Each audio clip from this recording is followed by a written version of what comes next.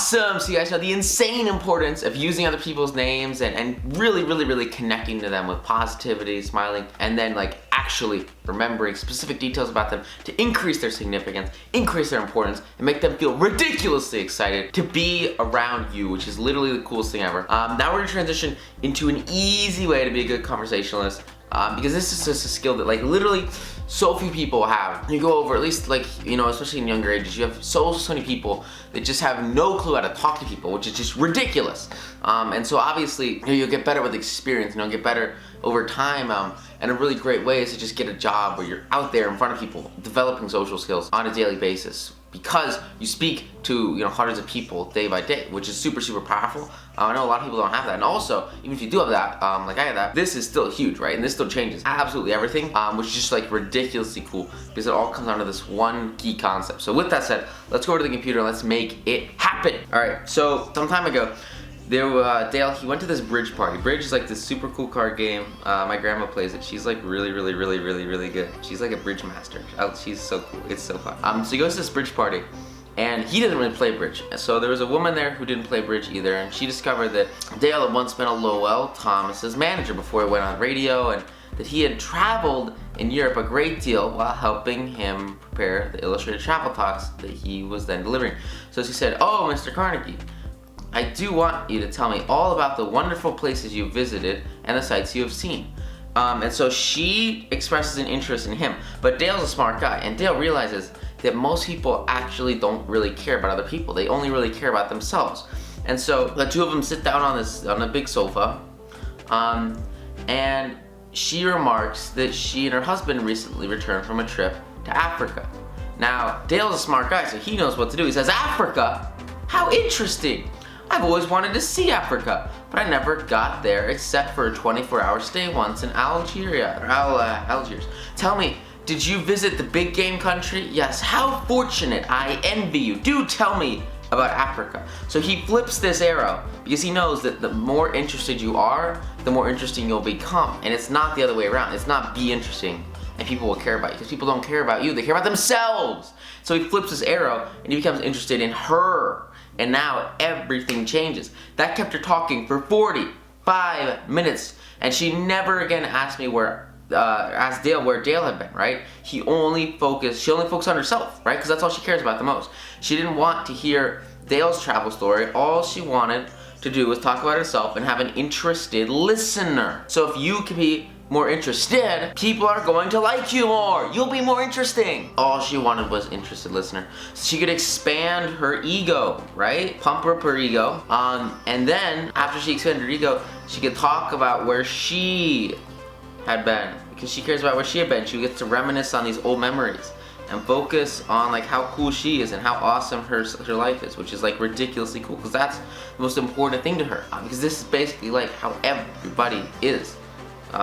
And it's just straight facts. Dale, he also went to this huge party in New York, and there were just a lot of people there. And what's interesting is like, this is kind of more like, you know, introverted thing where you'll focus on like a smaller group of friends, and you'll try to get really intimate connections with just a couple of people instead of trying to really connect with like 40 people or 50 people at a party, because that's a lot.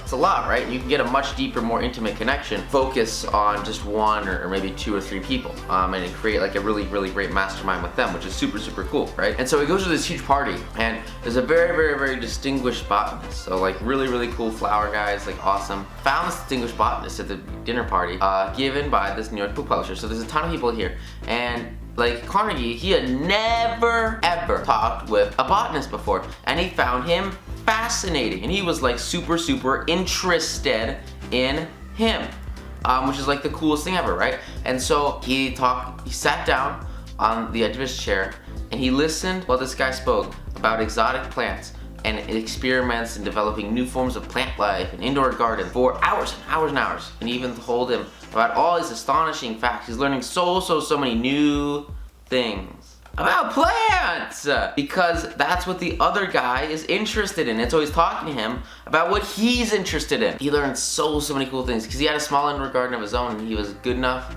to tell him how to actually solve some of his problems. So because he talked about, you know, what he was interested in, he was able to actually relate it back to Dale and back to what Dale wanted, which was to get, you know, his better home garden, right? And there were like tons of other people at the dinner party, dozens of guests. He violated all the canons of courtesy, and he ignored literally everybody else because he recognized that if he could give all his attention and all of his interest to this one person, it would make a very, very, very strong relationship between the two. The botanist, he was so excited by this, and he just literally got to talk for hours about what he was super passionate about, because like people love to talk about what they're passionate about. And as midnight came, he said goodnight to everybody. He departed. The botanist turned to the host. I remember he had just spent like literally hours just pouring out his heart and soul onto Dale. Dale had probably sat and said maybe like 2 or 3 sentences. He turns to the host and he says several flattering compliments about Dale being the most stimulating person there, and that it was this and he was that. And then he ended by saying that he was the most interesting conversationalist ever. An interesting conversationalist, even though he had hardly said anything at all. Couldn't have said anything at all if he had wanted to change the subject, because he didn't know any more about botany than the anatomy of a penguin. But he did one thing better than anything else, and that's he listened attentively, and he listened intently, and he listened with the sole reason of caring about this guy. And as you listen to other people, you can literally say no words whatsoever and only listen to what they say, and they will think that you're the best conversationalist on the planet. And they will care about you, and they'll care about what you do, and they want to bond you, and they want to do things for you and add value to your life, because you have added a ridiculous amount of value to their life, which is just absolutely insane and ridiculously cool. And so as you go through this process, right, as you listen intently, as you grow and you grow and you grow, you want to remember that you can always please people by being genuinely interested in them, and they will feel it, because naturally it will please others. And it's the kind of listening that's one of the highest compliments you can ever pay anyone, which is just this quality listening, listen like with intent. You know, when you have the sole purpose is to sit there, stare someone in the eyes, and care about what they're saying, it will make them feel so significant, so important, because that's what everybody wants. Everybody wants a pair listening ear. Because few human beings are proof against the implied flattery of rapt intention. And he talks about this author, Jack, who went even further than giving his rapt attention. He was hearty in his approbation and lavish in his praise. That's a phrase he uses so much, and it just means that you need to constantly paying attention, listening to others, and then give them tons and tons and tons of praise. And totally, remember we talked about this earlier, just ignore criticism whatsoever. Like he never, like if Dale like spent this night like roasting this guy about how flowers are dumb, or how this and that about what he said was wrong, or blah blah blah, you know, I don't agree with what you said about this flower, like this guy's gonna hate him. He's not gonna say to the party leader that he was a cool guy.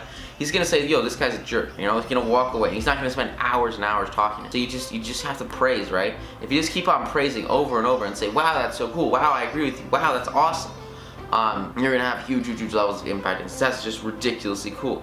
I mean, just so many stories that go along with this, and I think I've told you guys most of these before, so I'll kind of shorten them, but like it's so key because it all comes down to this one concept.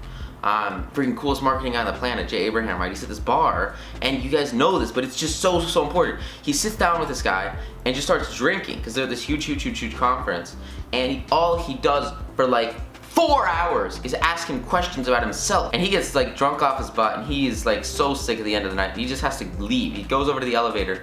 As he walks over to the elevator, after he's literally spent like 4 hours with this guy, saying maybe 3 sentences as he talks about his entire life and everything he's passionate about, this guy walks over to the host of this huge seminar that's going on, and he says, wow, you know, this Jay Abraham guy, he's really cool. He's a great conversationalist. A great conversationalist, even though he said like 2 words, because he was interested. So if you want to be more interesting, all you need to do is be more interested. Same thing with that lady. You guys remember, when I was writing 9 to Noon, I was in this hotel in Colorado, and there's this one lady, and she changed my life, right? She showed me this perspective of building assets that I'd never seen before from the low income and from poor individuals, which was like insane, and it sort of changed my passion and my drive to really help masses of people build real savings and retirements. And like I told you guys before, you know, I just listened to this lady for hours and hours about like welfare, and about her family, and about her, right? And her problems, right?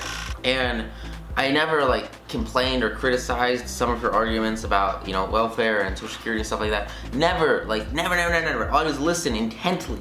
And, you know, after hours and hours and hours, And this lady, she had to walk away and leave, and she was so grateful, so happy that I just sat there and just listened to her, and I added so much value in her life. She pulled out her suitcase and she just like handed me like these beautiful stone gifts that she like handcrafted, and she was like, thank you so much. And I was like, I didn't even do anything, dude, I just sat there.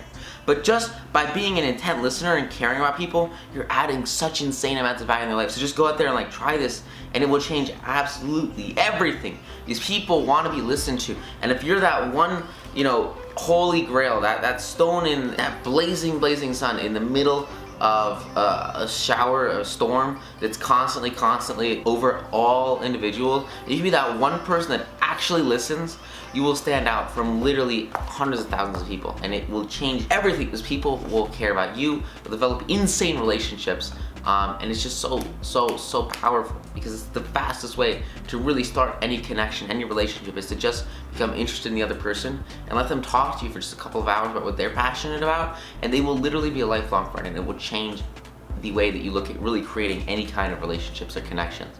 It's so huge and so powerful. So, Carnegie, he tells the guy that he'd been immensely entertained and instructed, and he wished that he had his knowledge, the botany guy, right? Told him that he would love to wander further into the fields with him, and he has. He told him he would love to see him again, and he did. And so at the end, right, all he does here is he gives him a lot of praise, and he says he's the coolest guy ever, and he'd love to see him again. And because he added all this value in his life, he did see him again, and they did work together again. He helped him with his garden, and all because he'd added tons of relational value, right? And what he did is he built his well before he was thirsty, and he started filling up the tank of, relationship value. So later, in life, he could sort of withdraw a little bit and have his favors done, because he put in all this goodwill at the beginning. And so it got him thinking about how being a good conversationalist is so powerful. And the way to get there is to simply be a good listener and encourage others to talk.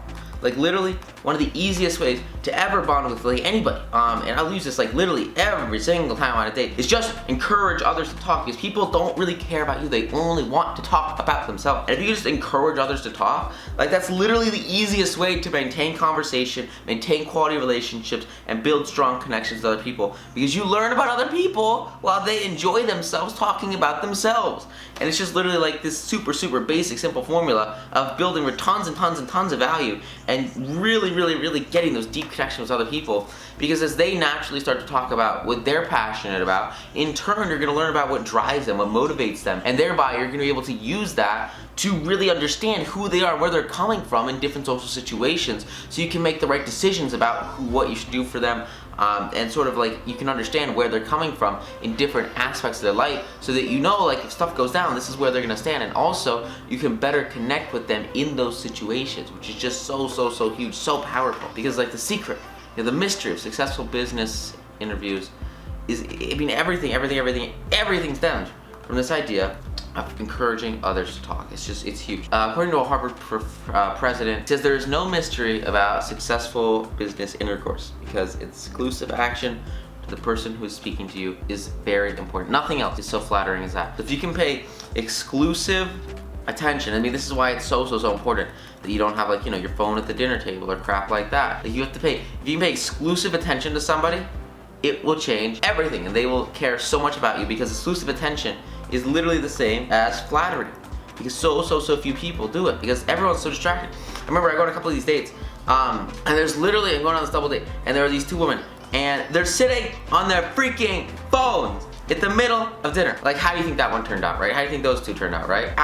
Done, because you're not giving exclusive attention. It's got to be mutual, back and forth. Because if you can give exclusive attention, it leads to a ridiculous amount of flattery and such a quality relationship. It will change absolutely everything. And if you don't master this concept, then people are just gonna walk away from you. I'm not gonna see these two women ever again. I just couldn't care less. Because if you're just not gonna focus on exclusive attention, it's gonna destroy the relationship at the base. And it'll just if you don't have that strong base, if this base gets destroyed, you can't build a building on top of quicksand, right? It's just not gonna happen. You start to lay down that first layer of bricks, and it just sinks, it just sinks, it just sinks, it just sinks. So you have to focus on that strong foundation, and that strong foundation is so easily made. All you have to do is contribute just a little bit of time at the beginning to be intensely interested in somebody else and give them your exclusive attention so you can listen to them, care about them, and really, really, really understand who they are. Nothing else is so flattering. Eliot himself, he was this president. He was the past manager, master of the art of listening. Henry James, who was one of America's finest novelists, recalled that Dr. Eliot's listening was not mere silence, but a form of activity, right? Remember, like, you're not just sitting there staring them blankly in the eye, but you're pushing them on, right? You're bringing them to that next level, and you're encouraging them to continue talking, continue speaking, and really, really, really to have that connection, you need to sort of be the one who says, yes, keep going, you're amazing. You're cool. I agree. That's amazing, right? You want to keep pushing, keep them going, right? Because they want to understand that, like, you're actually listening, and the best way to do that is not just to sit there like a dead person silently, but to actually be engaged and be part of that conversation, so that they can have the success, the development, and the interior motivation they would otherwise have just been washed away because nobody's pushing them to that next level. Nobody's actually engaging with them and caring about them. And that's something that you can do, and as soon as you do that, it changes absolutely everything. It's so powerful. It's just awesome, right? Because sitting very erect on the edge of his spine with hands joined in his lap, making no movement except that he revolved his thumbs around each other faster, once slower. His face was interlocked and seemed to be hearing with his ears as well as his eyes. Because look, it's not like just sitting there and being bored. Like, you have to be ridiculously attentive and care so much. And look this guy in the eye. Eye contact is huge, and it shows that, like, your focus is on this other person. It's on nowhere. Like, you're totally blocking out all the other distractions in your life. You're only focusing on this one person. And sometimes, like, what I'll do is, if it's with someone like really cool, I'll get a freaking notepad, and what I've learned to do over the years, and it's so powerful. You can do this. It flatters everybody I do it to. It's insane, and it also helps you remember what they say, because of this concept that if you write something down, you'll remember it better. Is I'll stand there with a notepad, and I'll hold the notepad, and what I've been able to do now is I can just look at somebody, and I can write notes while I look at them, and then turn the page, keep writing notes while I look at them, and so it lets you maintain that eye contact. But at the same time, like, I've done this, I do this so often. I do this basically every time I'm at a convention and I'm meeting new people at a convention, because at conventions, like, there are tons and tons and tons of people that are way smarter than me, especially if they're like industry specific conventions. And literally some of them hold the keys to growing my company, because they are like the gatekeepers to some of my top dream clients. And so I'll use this concept with them all the time, and I'll bring like this little notebook, and I'll just stare them in the eye and like take notes on what they say. And I've found this to be so useful, because literally I've had people at these conventions who are way smarter than me give me like very specific strategies and very specific things that I can do literally immediately to absolutely change my business. And what's awesome is that, like, if people see you taking notes on what they're saying, they will give you everything they have, because they know it's so important. And so what's awesome is that because they'll give you everything they have, like, you can put everything that you have into the conversation and then come back to it later, and you'll have the transcript, you'll have the notes, and you'll understand exactly what you were supposed to do in the next steps to have that success, all because you've recorded it on paper. I have notes I've taken from seminars that were years ago, and I'm still using them constantly in my daily application for tons of business use, because they're so valuable. And the only way that happens is by listening intently to other people who are way smarter than me, way above me, and allowing them to pull me up towards them by recording what they say and being intently interested in listening to them. Because it's not just like building relationships. Like, as you listen intently to other people, you're gonna develop insane strategies that literally you would never have ever found before, which is insane, right? Like, these people, they're super smart. And this is why, like, people interview the most successful people, and then they like publish their interviews. Like, you're basically like interviewing people. Even if you're not recording it, like, by connecting with somebody, it's at a much deeper level, because now you are this person's sole focus, and they can tailor their advice, they can tailor their stories, they can tailor their experiences directly to you, which is so powerful. And that's really the strength of, like, having these insanely strong relationships. So you can pick up the phone after this, give someone a call, and they'll be super excited to help you out and give you a hand, because you just spent all this time invested in them, and thereby they have all this value that they would love to reciprocate towards you, which is insanely cool, right? It changes everything, and it makes you so awesome. It's amazing, so cool. And that's the goal, right? Is to have these guys succeed. So he listens with his mind, but also his eyes. I mean, just everything you do, you want to convey with your body that you care. And maybe, if you're in a situation where you don't have a notepad or you aren't able to take notes, like just give your all, right? And be ridiculously interested in somebody else, and they will love you. Just focus, right? It's like one of a really, really great way to kind of stay in the zone here, and then we'll move on, is to just remove distractions. And so, put your phone on silent, turn your phone off, leave your phone at home, right? Maybe not if you need to get people's phone numbers, but seriously, disable notifications for social media or for text or stuff like that, and just be in the zone and focus on the now. This is insane book, and I wouldn't mention it if it didn't change my life, but it's so good. It's called The Power of Now.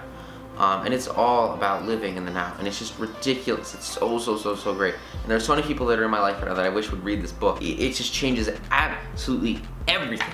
And if the text wouldn't just disappear for no reason, oh my god, it's insane. And the growth I had before this, with meditation and with spirituality was pardon none. Until I read this book, and originally I was like, dude, I don't need to read another book like this. This is stupid.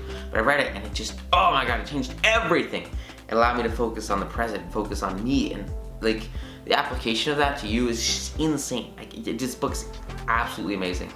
I can't recommend it. It's called The Power Now, and it's just so great. Tell me more about this guy, and he says he listens with his mind attentively, and at the end of the interview, the person who had talked to you had felt that he heard whatever he said, because it's so powerful. You don't have to study for years in Harvard to discover the insane importance of literally just attentively considering what others are saying and then talking to them as if you hear what they say. People want to be heard, and they want to feel like they're being heard, and they want to feel like they're being cared about. And the best way to do that, right, is to be in the now, and then to sort of connect with them on a very intimate level that otherwise would have been unheard of, because most people don't live in the now. Most people live in the past or in the future, and they aren't focusing on the right now and connecting with somebody and trying to interject with someone. They're trying to interrupt them and focus on themselves instead of adding that ridiculous amount of value by just sitting there and listening.